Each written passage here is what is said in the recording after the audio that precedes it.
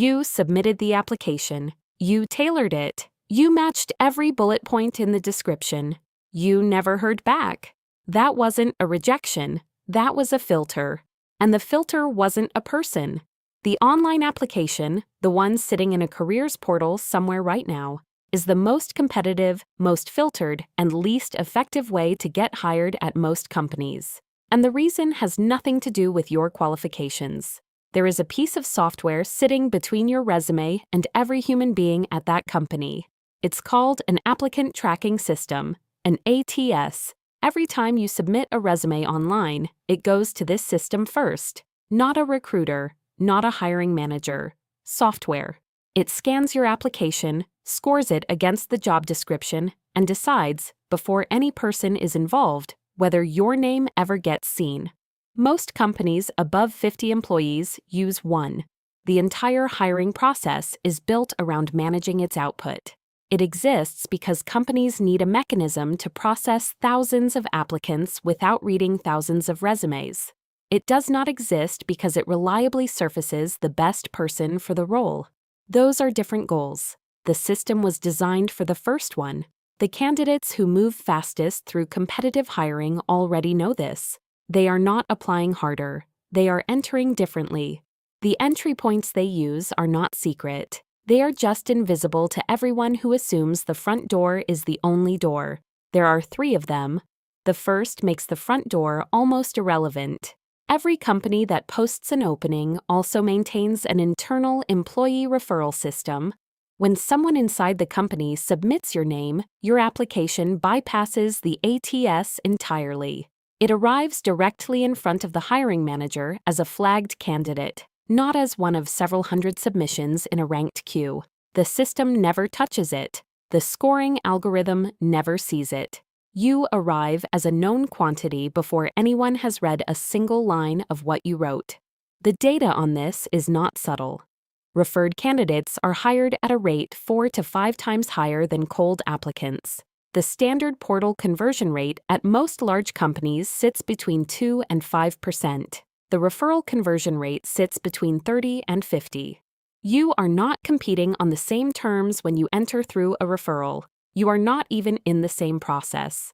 Before submitting any application, the first question to ask is not how to improve your resume. It is whether anyone in your network has a connection inside that company. Not a close friend, anyone who works there and would be willing to flag your name.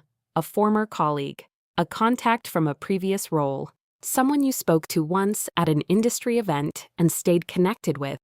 Most people hesitate to reach out because the ask feels too large. It isn't. Submitting a referral takes the other person a few minutes. Many companies pay referral bonuses for successful hires, which means flagging your name benefits them too. You are not asking them to vouch for your entire career. You are asking them to put your name in a system. That is a much smaller ask than most people treat it as. If a direct connection doesn't exist, LinkedIn shows you who in your network knows someone at your target company. Second-degree visibility is enough. One message asking for an introduction is often all it takes. The candidates who get hired don't hesitate to send it. But here's the entry point that works even when you know nobody inside the company at all. The second entry point requires no connection. It requires knowing who is actually making the decision. The job description you read was not written by the person who will interview you. It was written by HR, often weeks before the role is filled, based on a specification the hiring manager reviewed once and approved without much scrutiny. HR's function is to filter applicants against that specification. The hiring manager's function is to find someone who can do the work. These goals are related, but they are not identical. Hiring managers frequently have more flexibility on requirements than the posted description suggests. Many listed qualifications are negotiable in practice. The hiring manager knows this. HR enforces the specification because that is their function. But if you reach the hiring manager before your application enters the filter, the conversation changes entirely. You are no longer a need applicant being evaluated against a checklist. You are a person having a conversation about the role and the problem they are trying to solve. Finding the hiring manager is not difficult. LinkedIn shows you who manages the team the role sits within. A title search, head of, director of, VP of, depending on the seniority of the position, narrows it quickly. Most are reachable by a direct message, not a pitch. A short, specific note that demonstrates genuine understanding of their business, references the open role, and asks an intelligent question about the work or the team. Most hiring managers respond to this because most applicants never do it. The volume of thoughtful, specific outreach they receive is low. A message that is brief, specific, and shows real knowledge of their function stands out immediately. This creates a parallel track.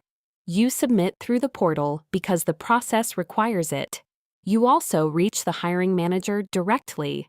If your application gets filtered before it reaches them, they already know your name. The recruiter calling to screen you is calling someone the hiring manager has already flagged. That is a fundamentally different starting position. And here's what to do when you have no connection, can't reach the hiring manager, and the front door is the only option left.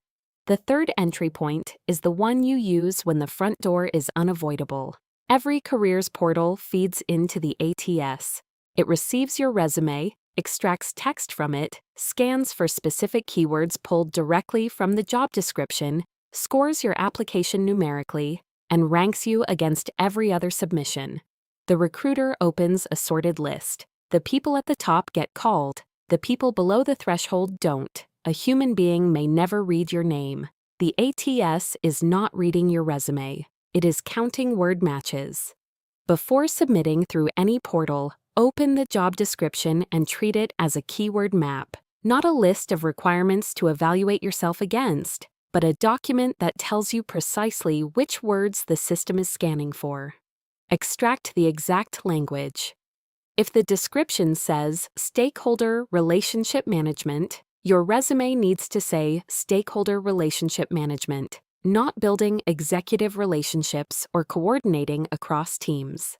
The ATS does not give credit for synonyms. It is a matching engine, not a reading comprehension test. Go through every section, required qualifications, preferred qualifications, responsibilities, and identify every specific term that describes what they are looking for. Then audit your resume. Every term that appears in their description and not in yours is a missed match. Every missed match is a lower score. Add a clean skills section, a list, not a paragraph, of the technical and functional terms from the description. That is the most efficient place to accumulate keyword matches without disrupting the flow of your experience. One formatting detail most applicants never consider. The ATS extracts text sequentially. Tables, columns, text boxes, and graphics cause the system to misread or skip sections entirely. The resume that looks most polished to the human eye is sometimes the one that parses worst. The safest format is the simplest.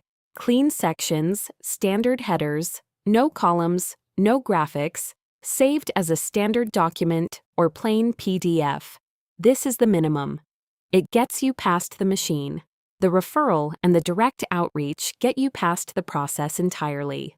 The hiring process was not built to find the best candidate. It was built to reduce 800 applications to a manageable shortlist without the company having to read 800 resumes. Every entry point in this video exists because of the gap between what the process claims to do and what it was actually designed for. The candidates who move fastest through competitive hiring aren't the most qualified. They're the ones who understand the architecture of the system well enough to stop competing at its most congested point. The front door was never designed for the best candidate. It was designed for the most patient one. Now you know where the other doors are.